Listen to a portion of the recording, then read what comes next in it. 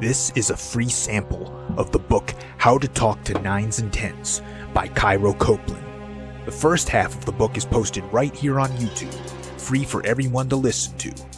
If you like this content and want to hear or read the rest of it, or want to listen to it free of ads, visit reinventideal.com/talk.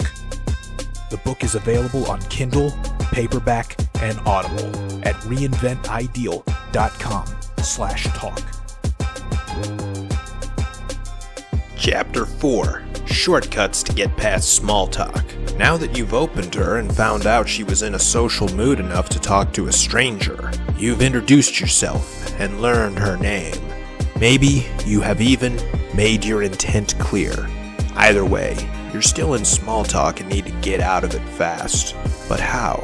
The only purpose small talk should serve is to open up the possibility of a conversation and estimate what depth is possible for it. Never an exact estimation, but it tells you if this interaction is worth the effort. Small talk also serves the purpose of letting her know that you're a normal human being capable of an intelligent interaction. The trick now is the transition from small talk to big talk. We can't start with big talk. Try asking a 9 or a 10 what her life purpose is before saying anything else and see how that goes. Not just right off the bat, but also if you did this right after the opening small talk, she'd look at you like some weirdo. Clearly the skill of moving past small talk is very necessary to master. Once you do master the skill, you can connect with almost anyone instantly. Most people want more connections in their life, but don't know how to make that happen, or aren't very good at it. The good news is that only one person in the conversation has to know how to do it. Go ahead and assume that burden yourself. Here's how it looks when you can't get past small talk. Him. Hey, I saw you over here and I had to say, that's the most elaborate tattoo I've ever seen. I'm John, what's your name? Her. Alicia. Him. Alicia, nice to meet you, Alicia. Her. Thank you. Him. So, do you come around here often? Her. No, not really. Him. You should. It's a real poppin' place with lots of good stuff going on.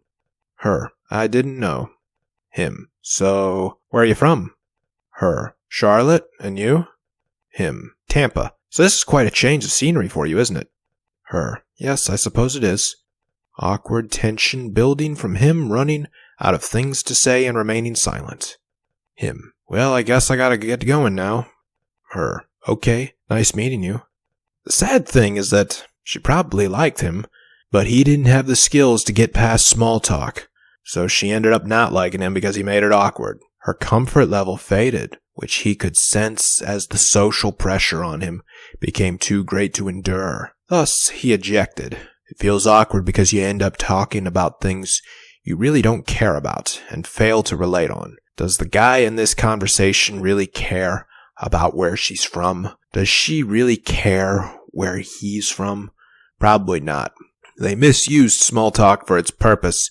It's a jumping off point in getting to know each other, but that didn't happen in this conversation. They missed opportunities to get to know each other better. They could have made things more personal and dug into deeper things.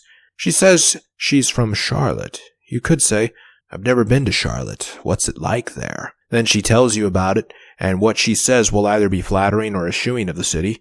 You can then come back to say, so what brought you here? Perhaps she moved because of a job.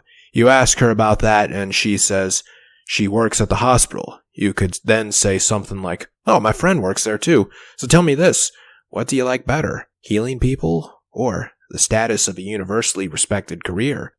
Notice how that last question was asked. It wasn't just an interrogative sentence that had a wide range of possible answers. That would be an open-ended question, which are good questions to ask, but not this early in the interaction. This question is less open-ended, and it gives her a few options for telling you about what she likes. When you ask questions this way, you make it easy for her to talk to you, while still getting her to dish out more information.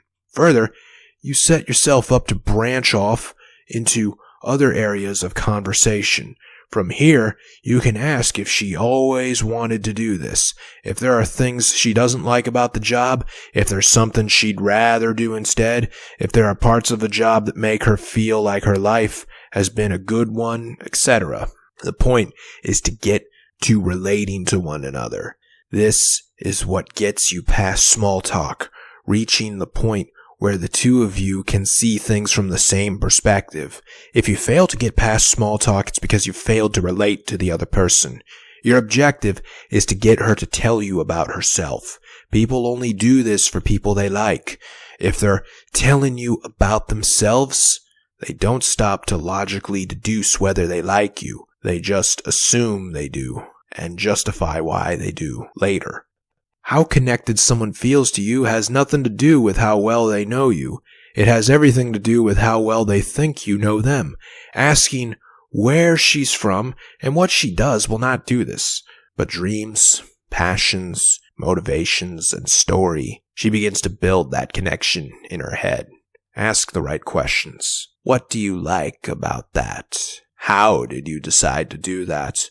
How come you are doing X, Y, and Z instead of A, B, and C? If you could do anything else instead, what would it be? These questions break them out of autopilot.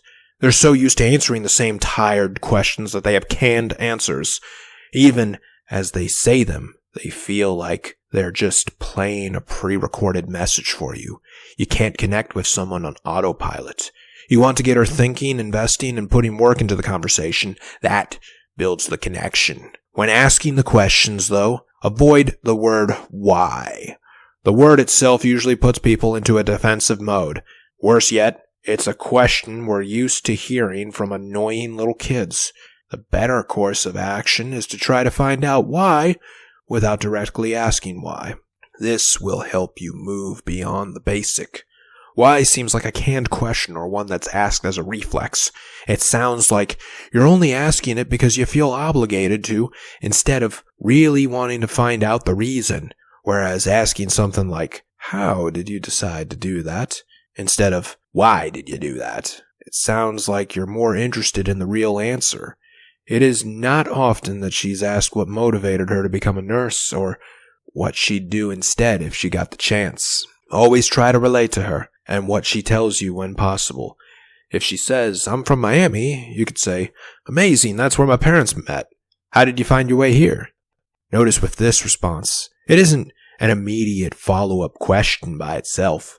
It starts out with amazing and adds a personal touch to it as an attempt to relate. You will want to do this to put them at ease and reassure them that they're not talking your ear off and annoying you about something you don't care about. Another reason people don't get past small talk is because they fail to get enough information to make a conversation happen. That is the one-word answer dilemma that many guys run into and come to the conclusion that she's just not interested in them. What they forget is that everyone in today's world is really bad at in-person socializing because most of our social interactions are from screens.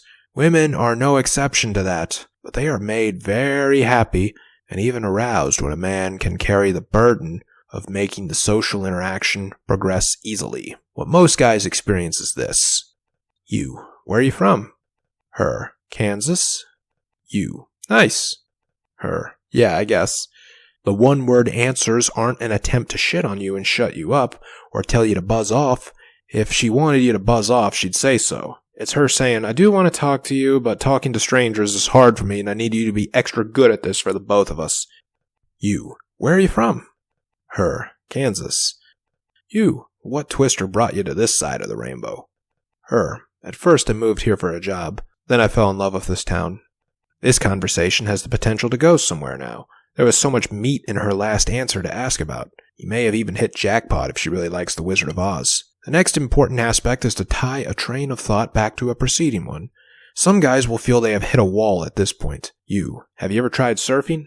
Her. No. They see that as a, oh shit, I had a lot to say about that subject, but now I can't say anything. Instead, take it like this. You. Have you ever tried surfing? Her. No. You. Oh, really? Well, the reason I ask is because you look like you'd be good at it. Her. Really? You. Yeah, you're the right height, seem in shape, and judging from how well you wear those tall heels, You must have good balance control. Her. I never thought of that. You see, for surfing you need... Now this guy gets to talk about what he really wanted to. The important lesson to deduce from all these examples is that just because she isn't talkative right from the start, do not take that the wrong way. It doesn't mean that she really wants you to fuck off, but doesn't want to be rude and say that. It's that social interactions are rare these days, and therefore, so is social intelligence. Many people are really bad at mingling. Most of their conversations with their friends are through Facebook DMs and texting. Most of their dating is done through Tinder, particularly with the millennial generation and under. Having to talk to another person is a challenge they need to be warmed into. Just watch a millennial try to make a phone call to a utility company. They do it kicking and screaming. The essential steps to get past small talk are: ask the right questions, relate to what you hear, and offer more detail. As you are trying to make the transition out of small talk, use the questions you ask and things you say as a way to fish information out of her that you can relate to, or ask more about it. Then, after doing this, offer up more details about yourself as it relates to that subject. Then, you've kicked down the door, standing in the way that small talk is. Thank you for listening to this free sample of the book How to Talk to 9's and 10's by Cairo Copeland. If you enjoyed it and want to hear or read the rest, or want to listen to it free of ads, visit reinventideal.com/talk, where the book is available on Kindle, paperback, and Audible at reinventideal.com/talk.